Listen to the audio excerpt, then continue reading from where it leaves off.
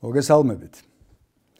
დიალოგი ლიტერატურაზე, ასე ქვია, ჩვენი შეხვედრების კარგ მოზრდილ ციკლს, რომელშიც ჩვენ ლაპარაკობთ ქართული ლიტერატურის თვალსაჩინო ნიმუშებზე. ლაპარაკობთ ამას დიალოგის წესით, ჩვენ ვიწევთ ხოლმე აქ ჩვენი ქვეყნისთვის ცნობილ, აღიარებულ ლიტერატურის მცოდნეებს, მწერლებს და ვესაუბრებით მათ ისეთ თემებზე, რაც საინტერესოა ჩვენი ბავშვებისთვის, ჩვენი ახალგაზრდებისთვის, საერთოდ ნებისმიერი ქართველისთვის. დღეს უნდა ვილაპარაკოთ ძალიან საინტერესო მწერალზე, დავით კლდიაშვილზე და კერძოდ მის გენიალურ ტექსტზე, რომელსაც ქვია სამანიშვილის დედინაცვალი. და სტუმრად მოვიწვიეთ ამ დიალოგში მონაწილეობისთვის, მოვიწვიეთ ქალბატონი რუსუდან აბრამიძე. და სანამ პირდაპირ და უშუალოდ სამანიშვილის დედინაცვალზე ვისაუბრებდეთ, ხوار გავაკეთოთ ასე, რომ ზოგადად დავით კლდიაშვილის სამყაროზე ვილაპარაკოთ. რა სამყაროა ეს რუსო შენი აზრით? ეს არაჩვეულებრივი სამყაროა, სრულიად უნიკალური და გამორჩეული. არაერთ კრიტიკოს დავით კლდიაშვილის არაერთ ნიჭიერ წამკითხველს და სხვათა შორის აქვე უნდა აღვნიშნოთ რეჟისორებს განსაკუთრებით. არაერთხელ აღვნიშნავთ, რომ ეს მწერალი განსაკუთრებული მოვლენაა არა მხოლოდ ქართული ლიტერატურის ისტორიისთვის, არამედ ქართული კინემატოგრაფიისა და ქართული თეატრისთვის. მე არაერთხელ აღმინიშნავს, რომ არც ერთი მწერლის შემოქმედებით ისე არ არის დავალებული ხელოვნების სფერო, რამდენიც დავით კლდიაშვილის შემოქმედება მისცა, რამდენი საფუძველისა. მაინც აი სულ ისმის კითხვა, რა არის ამ კლდიაშვილის სამყაროში ისეთი, რომ დღესაც იდგმება ქართული თეატრის სცენაზე ბაკულას ღორები, იდგმება სამანიშვილის დედინაცვლის რამდენი ვერსია და იდგა კინოვერსია, ნუ აღარაფერს ვამბობ არაჩვეულებრივ სპექტაკლებზე და ასე შემდეგ ბაკულას ღორები. და ისმის ერთადერთი კითხვა, რა აქვს ამ მწერალს ისეთი, რომ არ ბერდება და თანამედროვე ადამიანსაც საოცრად ვითხარი. ალბათ ეს არის ის მთავარი წოდება, რითიც შევიდა დავით კლდიაშვილი ქართული ლიტერატურის ისტორიაში, ადამიანის სიყვარულით სავსე მწერალი. ასეთი ღვთაებრივი სიყვარული, რომელიც მოიცავს ერთდროულად სიბრალულს, მოიცავს თანაგრძნობას ყველა პერსონაჟის მიმართ. დავით კლდიაშვილის სამყაროში, აი როგორ ვთქვა, უარყოფითი პერსონაჟი. შეიძლება მკითხველმა ვიღაც სახელდებით დაასახელოს როგორც უარყოფითი პერსონაჟი. თვითონ მწერალს არც ერთი პერსონაჟისადმი ასეთი დამოკიდებულება არ აქვს. მთელი სამყარო გამთბარია ადამიანის უზომოს სიყვარულითა და თანაგრძნობით. ალბათ ეს არის მე გეთანხმები, რა თქმა უნდა, ოღონდ ერთს დავამატებ. ახლა ჩვენ დიალოგს მოუხდება ეს მაგ თვალსაზრის დღეს გამოცდაელის. კი, ნამდვილად. მოდი დავიწყოთ მოკლედ ოღონდ ძალიან, რა.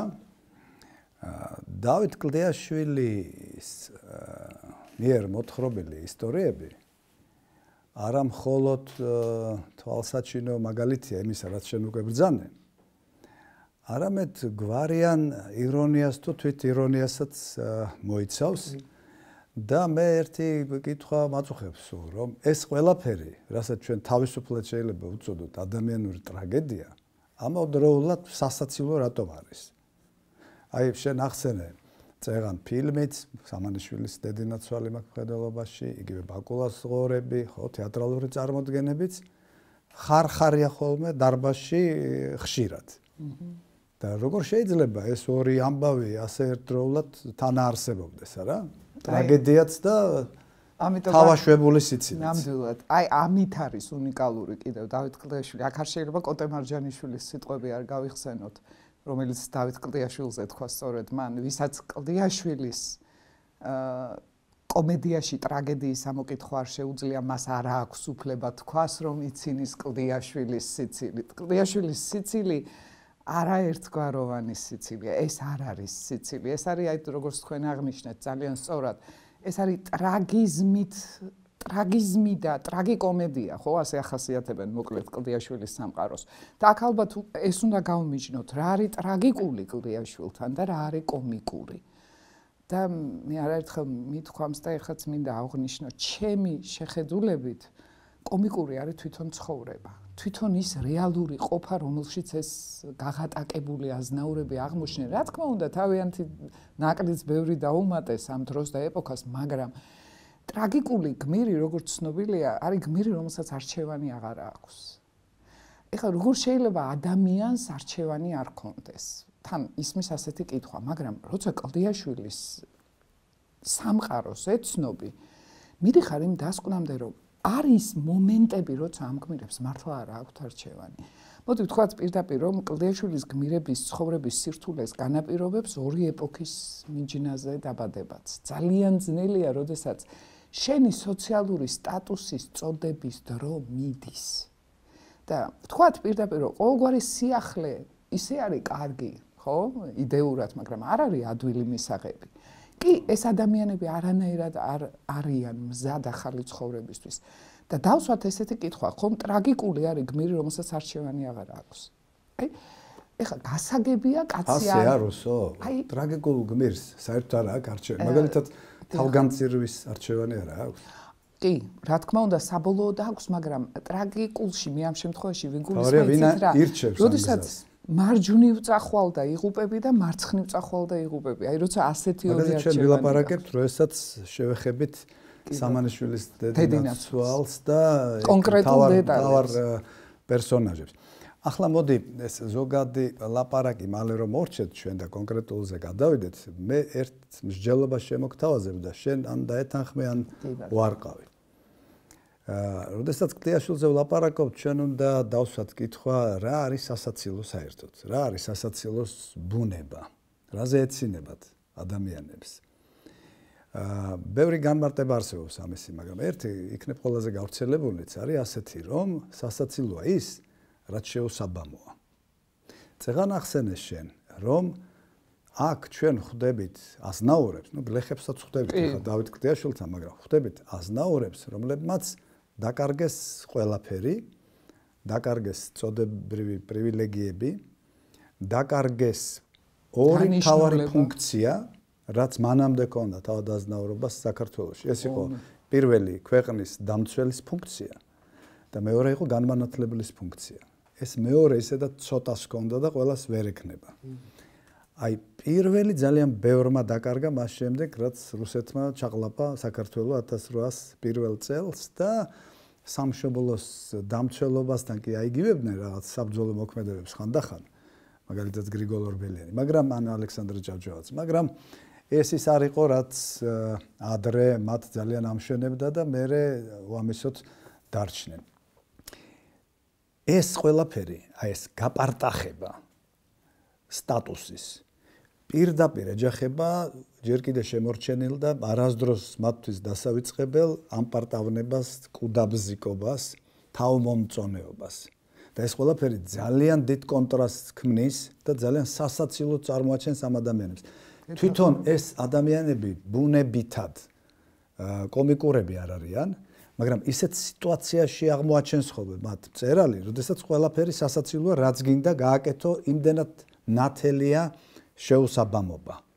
აი, მაგალითად, ეხლა ქამუშაძის გაჭირვებაში, რომელსაც სკოლაში აღარ ასწავლიან. ერთი ეპიზოდია, რომელიც ძალიან მიყვარს, სიმართლე გითხრათ, ძალიან ნიშანდობლივია.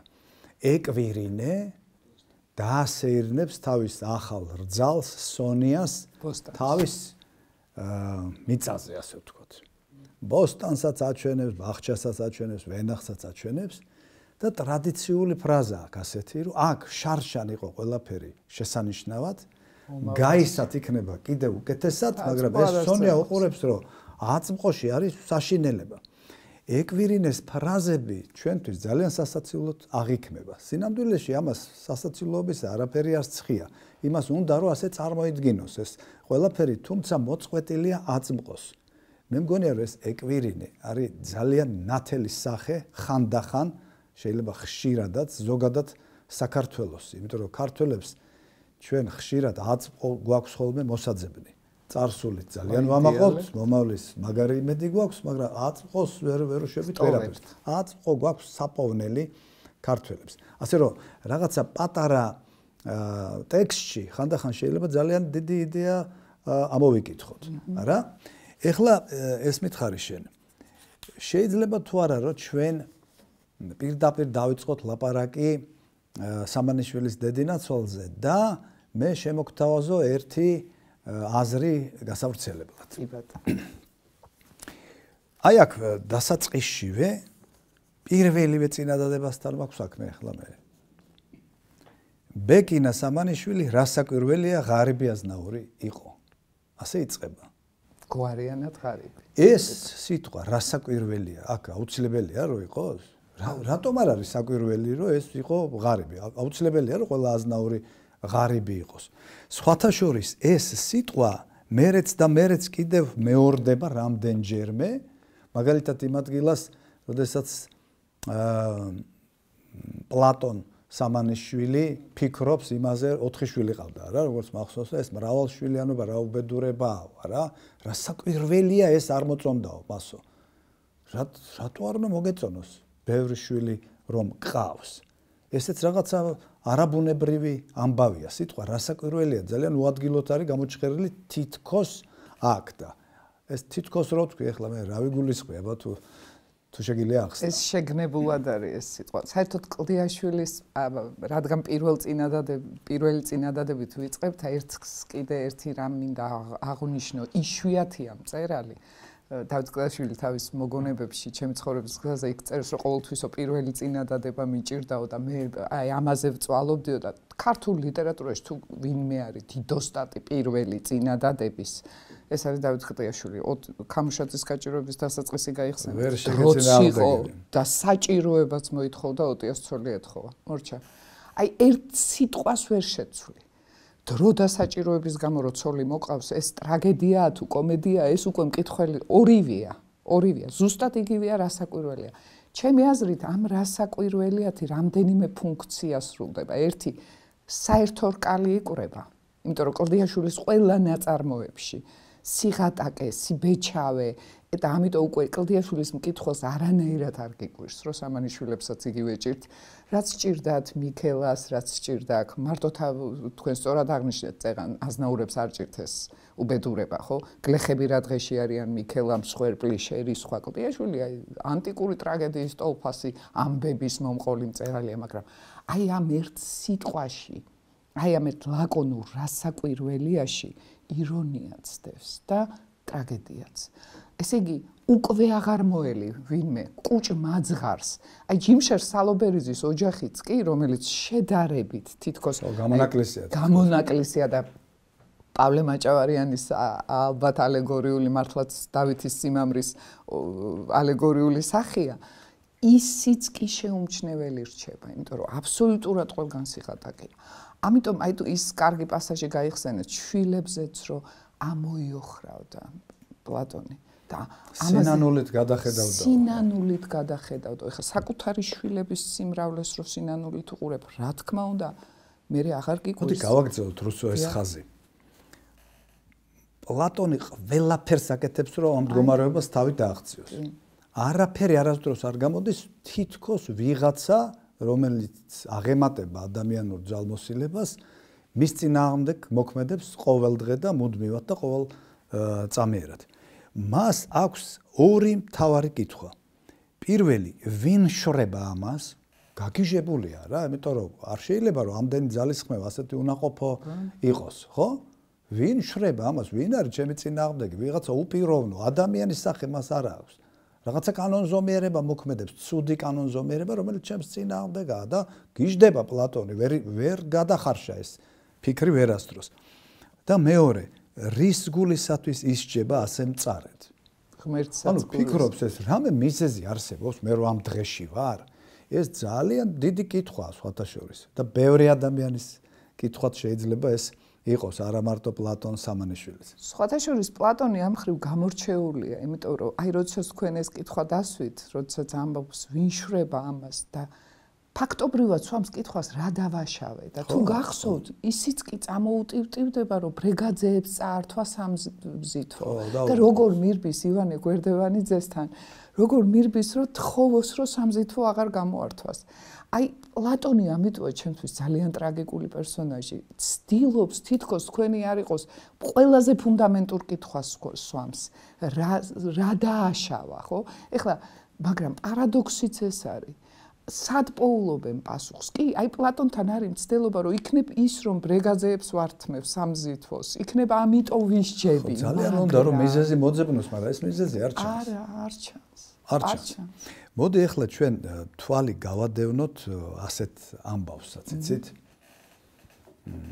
ყველა ტექსტს ეხება ესა დავით კლდიაშვილის ყველა ტექსტი. ჩანს ადამიანთა უმიზნო ცხოვრება. ჩანს ის, რომ ეს ადამიანები რაღაცა დიდი იდეალებისთვის არ დაბადებულან თითქოს, არ სცალიათ ამ იდეალებისთვის, ერთადერთი საფიქრალი აქვს, რომ როგორმე თავი გაიტანონ, როგორმე გადარჩნენ. რა ქვია იმ ძაღლს? კუსია, თუ რა ქვია?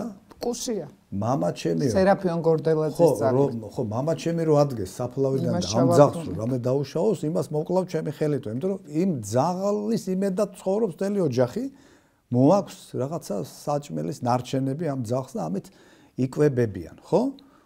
და ამით ტრაბახობენ. ხო, და ამით ტრაბახობენ კიდეც ეს სასაცილოებასაც ბადებს.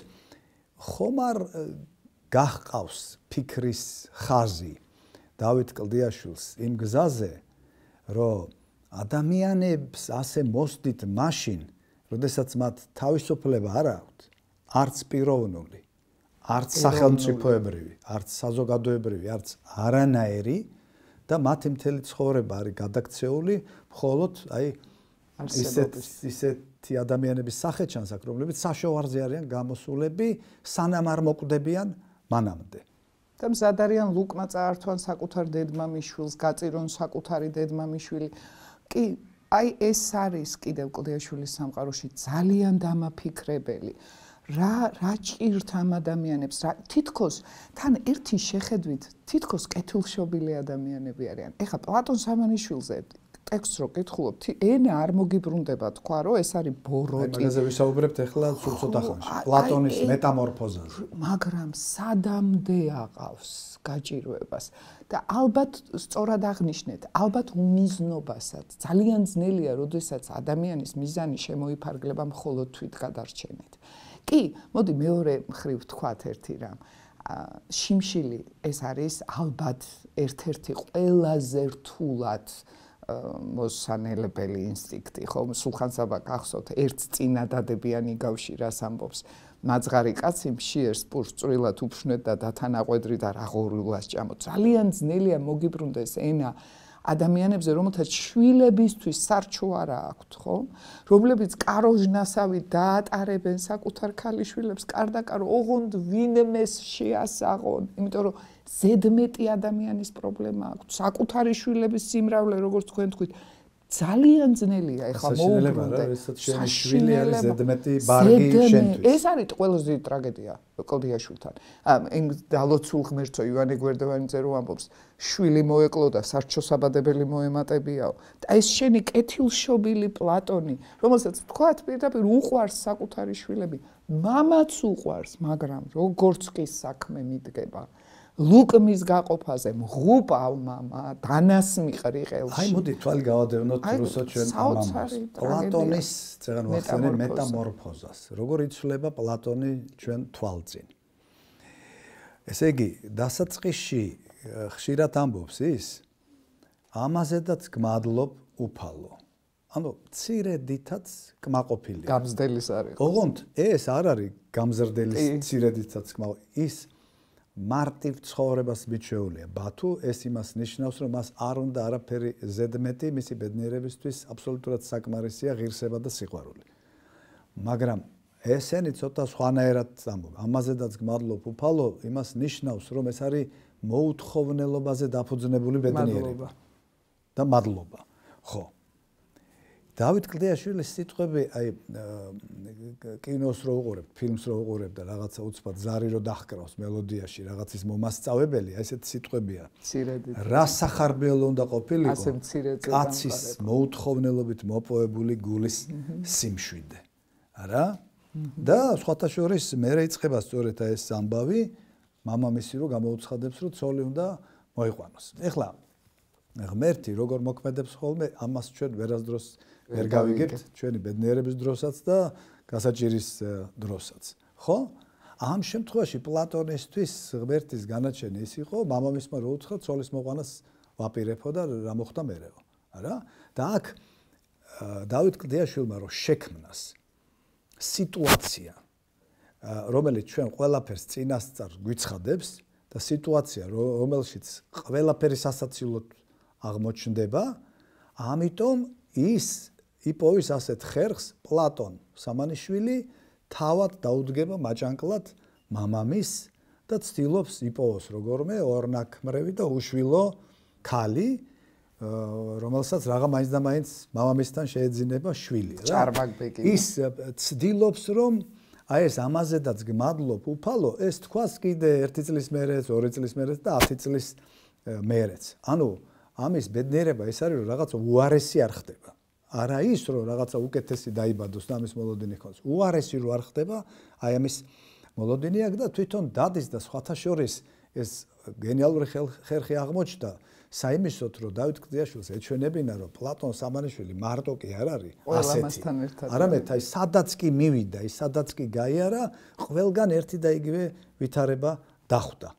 ადამიანები, რომლებიც ამპარტავნობენ საკუთარი წარმოშობით, საკუთარი აზნაურობით, მაგრამ რომლებსაც არაფერი არ აქვთ საიმისოთ რომ ეს ამპარტავნება და ღირსება თუგნება დააფუძნონ რამეზე რა და შესანიშნავი გალერეა იქ არისტო ქვაშავიძე და სხვა ის ძმები რო არიან რეგაძეები საოცრება რაღაცა რა მართლაც ხო და დავით კლდიაშვილი ჩვენ გვიჩვენებს როგორ ღრმად შეუძლია მას რომ ჩახედოს სულში ადამიანს და როგორ აშიშვლებს ყველა ვნებას, ყველა სურვილს, ყველა ხელის აქნევას, ესა ყველა ხელის ჩაქნევასაც, არა? აი ეს ძალიან საინტერესო ამბავია. და ყველაზე სასაცილო ამბად, ერთ-ერთ ყველაზე სასაცილო ამბად მე ის ადგილი მგონია, როდესაც პლატონი ემზადება წასასვლელად და ნათხოვარი ცხენი, ხო, პავლე ღომიაშვილისგან ნათხოვარი ცხენი რო ყავს და ეს აივანზე რო გადმოდგება ბეკინა. და ეს მაყოფილია, იმიტომ რომ შვილი მიდის და ამის მოლოდინი, კარგი მოლოდინია და ეუბნება რომ ამით აპირებო, ხო, ვის გამოართვიო, ხო? ბედაური. ეს არის რა ქვია და ირონიით მიმართავს. ხო და ამას სულ არ ეცინება ახლა ამ ამბავზე და ხო და ამაზე შეჯდომა რა შეიძლებაო ახლა ეს ეუბნება. არა? და ფეხ და ფეხ მიუყვებიო ბატონო, ფეხ და ფეხო, აბა უცხენოდ ვის დავენახო. ანუ ესენი ამპარტავნებენ სხვის დასანახად, მაგრამ საკუთარ ბედთან მარტო ნირჩებიან, როდესაც სახლში არიან, ასე ვთქვათ და როდესაც გარეშე თვალი მათ არ უყურებს. მაგრამ უბედურება ის არის, რომ ღმერთი უყურებს ამათ ყოველთვის. და ამათ ღმერთის ცქერა და მზერა მანდამაინც არაფრად მიაჩნია, თუმცა ღმერთს ხშირად ახსენებენ ხოლმე, ადამიანმა არ შეაფასოს ესენი უარყოფითად და ცუდად. ეს არის ამათთვის სიკვდილი. კი. ხო. და ალბათ ესეც არის რომ ღმერთის არსსაც რომ მივიწყებენ, იმიტომაც არიან ამ დღეში. ღმერთი ხომ მხოლოდ მასალა და რასაკვირველია. მასალაა მათ. და უყურე პლატონ სამანიშვილის სახით დავით კლდიაშვილი გვიჩვენებს რა მოსდის ადამიანს, როდესაც ის კარგავს არა მარტო სტატუსს, არამედ ღირსებასაც. არა, იმიტომ ყველაფერს კარგავს. სიყვარულს კარგავს ბოლოს და ბოლოს ეს ადამიანი და აბსოლუტურად, მოდი ამ სიტყვას გამოვიყენებ, ახლა მანდამაინც არ მიყვარს ასეთ კონტექსტებში თქვა, მაგრამ ეს ბუნჩულა კაცი. აბა. კეთილშობილი ბუნჩულა. სისხლს მოწყურებულ მხეცად როგორ გადაიქცევა ფინალში. არა? აი ეს მეტამორფოზა რამ განაპირობა შენი აზრით? რთულ კითხვას გისვა, მაგრამ ხო, არ არის მარტივად პასუხგასაცემი. ძალიან ბევრმა ფაქტორმა ალბათ თქვენ სწორად აღნიშნეთ დასაწყისში, რომ ყველაზე მთავარი პრობლემა ალბათ კლდიაშვილის ეპოქის არის თავისუფლების დაკარგვა, არჩევანის დაკარგვის უფლება. თავისუფლება არჩევანის და ამ ადამიანებს თითქოს არჩევანი აქვთ წართმეული. ასეა, როდესაც წოდებრივად უფუნქციოდ რჩები, სოციალურად უფუნქციოდ რჩები, ეროვნულად ფუნქცია არ გაგაჩნია, სამშობლოს დაცვა შენი მიზანი არ არის, სიყვარულით ოჯახის შექმნა შენი მიზანი არ არის. ეს ყველაფერი ალბათ ღირსება სამწუხაროდ ღირსება არ არის მყარი ფენომენი. შეიძლება საოცრად ღირსეულმა ადამიანმა წამში დაკარგო ის. წამში დაკარგო. ღირსება არ არის მუდმივი მთელ მაგ მსჯელობას, რომელსაც მე ვიზიარებ და წეღანაც ვახსენე, ხომ არ აბათილებს ისეთი პერსონაჟი შემოყვანა, როგორიც არის კირილე ბიმინაშვილი. მე და შენ კი ვიცნობთ ერთ-ორ კაცს ჩვენ მეგობრებშიც, რომლებიც ძალიან გვახსენებენ ამ კირილე ბიმინაშვილს. ამ გადაცემას თუ ნახავს, მივესალმები ჩვენ მეგობრებს. მეც. ხო და მივხვდი არა, ვისაც ელაპარაკებ. ხო, ეს ადამიანი თითქოს ამოვარდნილია მთელი ამ კონტექსტიდან, რა? როგორ დაახასიათებ მას, მომითხარ ერთი. ვინ არის კირილე? არც კირილე არ არის მარტივი პერსონაჟი. არის ეს რაღაცა სილაღის სიმბოლო, არის ეს ამავე დროს ცოტა ცინიზმის სიმბოლო.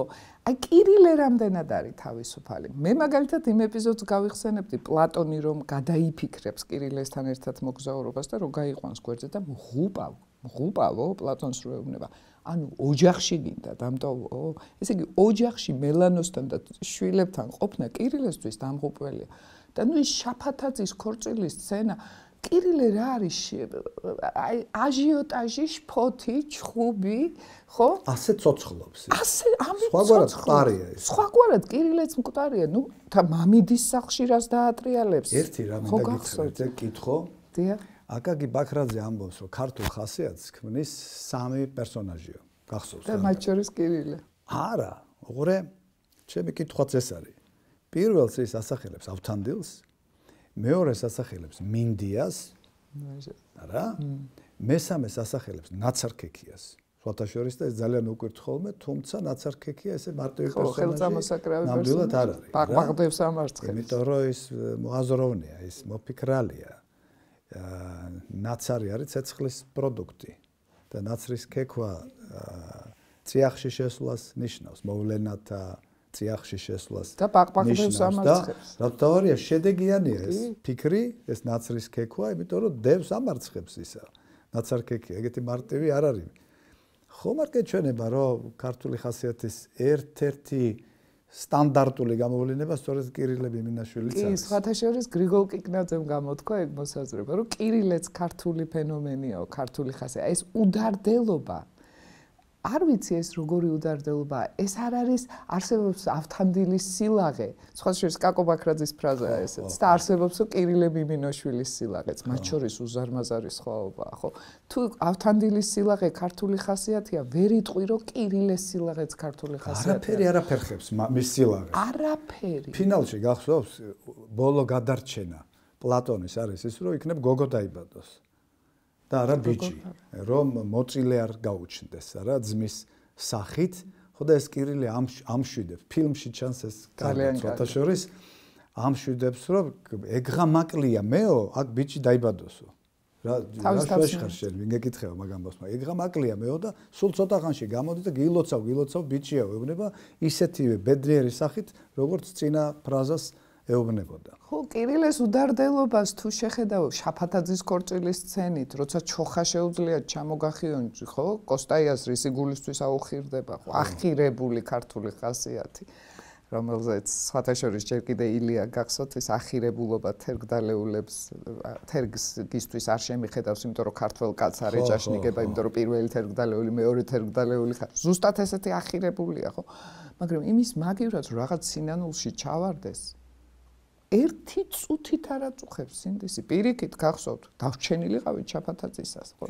ესე იგი, პასუხისგებლობა არის ზედმეტი თვირთი აბსოლუტურად. ოჯახია ზედმეტი მისთვის, ხო? მელანოსთან დარჩენაზე ეუბნება, მღუპავ პლატონო. ხო.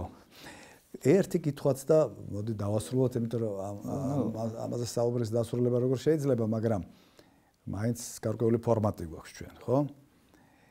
ბევრი მიფიქრია მეც ამაზე სიმართლე გითხრა. ყოველთვის უნდა მოეთხოს ადამიანს, რომ ის გმირი იყოს. აი პლატონ სამანიშვილზე რომ ფიქრობ იმაზე, რომ რაღაცა სხვა გამოსავალი უნდა მოეძებნა ამას. თუმცა კი ეძებს, მაგრამ და იმასაც ეძებს, რის გამო ისჯება ასე, მაგრამ პასუხი მას ამაზე არ აქვს და გმირობა რა იქნება ამ შემთხვევაში ეს ერთი, ან უნდა მოთხოვოთ თუ არა ჩვენ ყველა ადამიანს გმირობა. ნუ რიტორიკული კითხვა რა, საკურველია. რიტორიკული კითხვა და ამასთანავე გმირის განმარტებაც ალბათ არაერთ სახოვანია, როცა ამ კითხვას ვსვამთ. იმიტომ რომ ის რაც მაგალითად ავთანდილისთვის არის გმირობა, ის საზომი შეიძლება არ იყოს პლატონისთვის გმირობა. პლატონისათვის გმირობა რა არის გმირობა პლატონისთვის? მიიღოს დედმამიშვილი.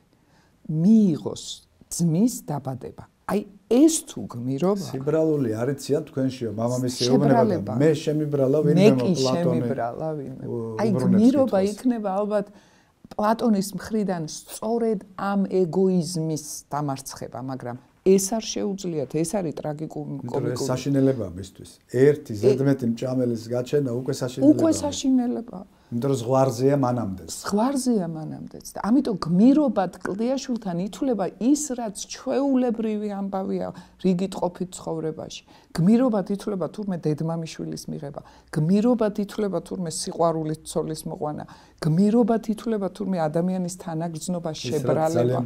ის რაც წესი ძალიან ჩვეულებრივი უნდა იყოს და იმ გმირობის ფონზე ავთანდილის და ვეფხისტყაოსნის გმირობის ფონზე კლდიაშვილთან რო იგივე კითხვას ვამ. მოდი ფინალში განვაზოგადოთ პლატონის კითხვა, ვინ შვება ამას და რატომ ისჯება ის ასე. მართლაც აი უფრო ზოგადად თუ შევხედავთ ამას. რისთვის არის ეს მარტვილობა მთელი ერის? მარტო პლატონის არა, იქ მარტო პლატონის არა.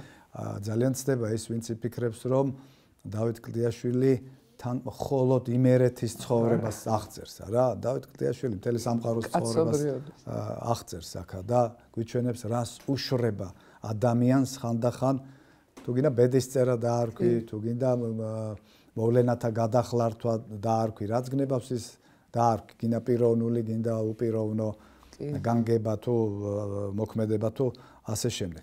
მე პირადად ერთადერთი ახსნა მაქვს აქ ასეთი, რომ ეპოქათა მიჯნაზე, როდესაც ყველაფერი იცვლება, როდესაც ის იცვლება, რითაც შენ აქამდე ცხოვრობდი და რაღაც ახალი უნდა მოძებნო, ახალი ფუნქცია უნდა შეიძინო. აქ ვიღაცა გაღმა ნაპირზე გადის, ვიღაცა ვერ გადის. მაგრამ ერთი რამ კი არის, გინდა ღმერთი უწოდე ამას, გინდა განგება უწოდე ამას, გინდა სამყარო, გინდა ბუნება, ვიღაცა შეიძლება წვრთნის ერის ხასიათს, რომ ის მოემზადოს ტკივილით, მაგრამ მაინც მოემზადოს მომავლისთვის. ისწავლოს როგორი ცხოვროს მომავალში. ამას ეს გამართლება თუ აქვს, თორე ისე მე არც კი ვიცი რა გამართლება შეიძლება ჰქონდეს ადამიანთა ეგეთ ტანჯვას. ალბათ ერთადერთი ამ ტანჯვიდან თუ თანაგრძნობა დაიბადება კლდიაშვილის სამყაროში, ერთადერთი მაშინ ეშველებათ. იმიტომ რომ კლდიაშვილთან ყველაზე დიდი ტრაგედია ეს არის, როცა ერთი ჭირი აერთიანებთ, იმის მაგივრად რომ შეიგრან, კიდევ უფრო და საერთო სიხარული ეძებონ. იმის მაგივრად რომ საერთო სიხარული ეძებონ, საერთო ეძებონ გაჭირვებიდან როგორ, აი ქამუშაძის გაჭირვებაში ლევან ქამუშაძის ოჯახს რას უშვებიან. იმის მაგივრად შეიკრან, უთანაგრძნონ, პირიქით და გამოსავალი ერთადერთი ალბათ ნებისმიერი სოციალური სტრუქტურის ცვლილება იქნება, ეპოქალური ცვლილება იქნება. თავარი, რაც თქვენ აღნიშნეთ დასაწყისში, ადამიანის ღირსება, თუ მყარად ინარჩუნებ ადამიანურ ღირებულებებს, მხოლოდ მაშინ გაუძლებ ეპოქის კატაკლიზმასაც, ეროვნულ კატაკლიზმებსაც. დღესაც არ არის ეს პრობლემა, სხვათა შორის, დღესაც ძალიან აქტუალურია. ყველაფრის ფონზე დღესაც ადამიანური ღირსება არ უნდა დაწვას. მაგის ერთ-ერთი წამალი არის ეგოიზმის დაძლევა და ემპათია, რომელიც უალტერნატივაა კაცთა ცხოვრებაში. რომელიც მთავარია რუსთაველისთვის და ყველა დიდი მოაზროვნისთვის. და დავით კლდიაშვილის მთავარი სათქმელიც ეს არის. იმიტომაც ამბობდა, მე ჩემი გმირებისთვის არასოდეს დამიცინია, ხო? მე მებრალებოდა ისინი. წუხდი, ვიცინოდი და თან ისევ წერდიო. კი ბატონო. მოდი ამით დავასრულოთ ეს ჩვენი დიალოგი. მადლობა შენ. თქვენს მადლობა. მონაწილეობისთვის. ჩვენს მაყურებელს კი დავიმშვიდობებით მე და შენ და ვეთქვით მომავალ შეხვედრამდე. მომავალ შეხვედრამდე.